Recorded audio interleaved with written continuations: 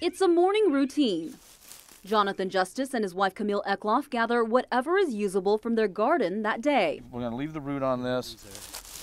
Some would call the couple farmers, but that is just one of their titles. The other has been more than a decade in the making, even when some told them flat out it was a recipe for disaster. You could have asked 100 people in the restaurant industry or in Smithville or in Kansas City, and they would have said, oh, that couple, Jonathan and Camille, I'm not sure if they're stupid, insane, or both. Everything from this garden, including these spring onions here, go from here to this restaurant here, where it's served to customers in a dish. The restaurant owners opened up Justice Drugstore, a restaurant 5 years ago in Jonathan's family's old drugstore in downtown Smithville.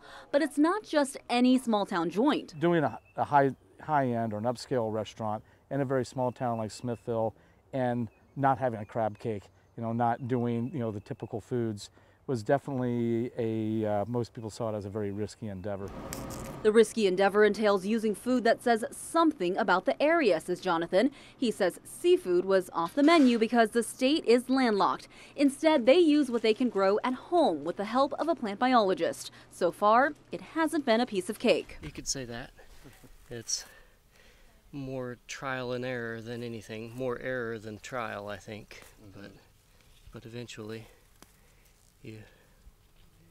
if you stick at it long enough in the same spot, you figure out what works. There are some real impediments. I mean, you have a serious winter here that you don't have there.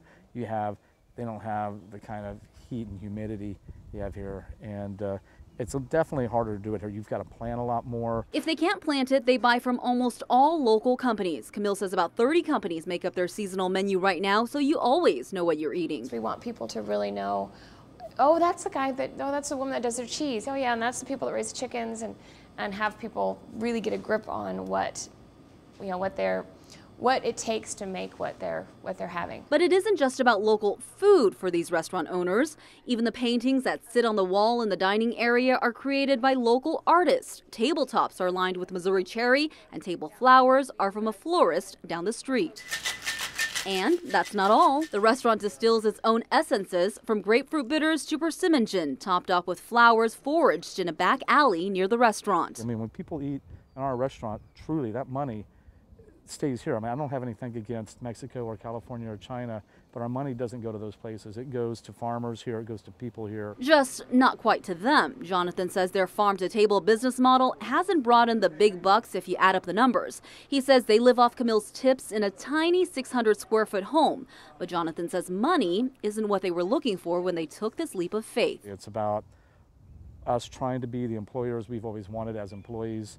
It's about trying to do food that makes sense and makes sense for everybody. And that, for these business partners, starts in their backyard when they put on their farmer hats.